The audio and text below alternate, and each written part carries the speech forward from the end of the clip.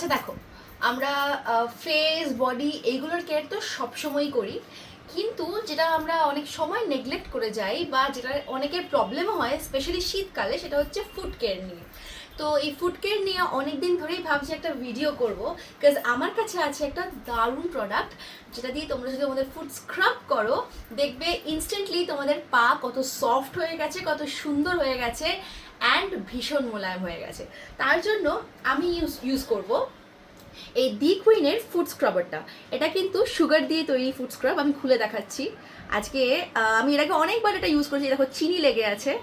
আর এই হচ্ছে স্ক্রাবারটা, অ্যান্ড আজকে এটা দিয়ে আমি আমার ফুড স্ক্রাব করব, করে তোমাদেরকে দেখাবো, তারপরে তোমরা ইনস্ট্যান্টলি রেজাল্টটা দেখতে পাবে। চলো, আমি এখান থেকে এই এতটা মতো নেব, একদম চিনির মতো স্ক্রাব, মানে চিনিগুলো আমি ফিল করতে পারছি। দিয়ে এবার এই দেখো আমি ভালো করে স্ক্রাব করে নেব চারিদিকটা।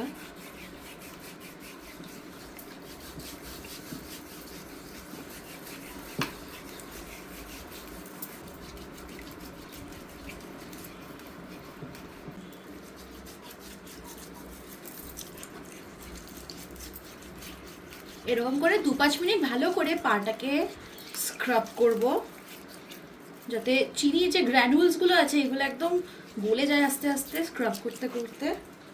এরকম করে স্ক্রাব।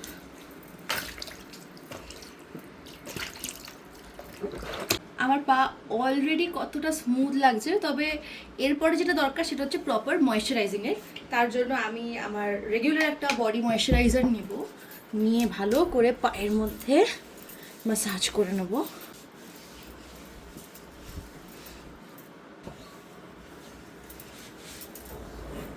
এই ঘরে বসে কোনো ফুড কেয়ারের সলিউশন আমিও অনেক দিন ধরেই খুঁজছিলাম, কারণ এই পার্লারে গিয়ে পেডিকিওর করেছি তো মাসে একবার, তারপরে আবার পা যেই সেই হয়ে যায়। কিন্তু ঘরেই যদি করা যায় রোজ একটু একটু করে, তাহলে পা বেশি সুন্দর থাকবে।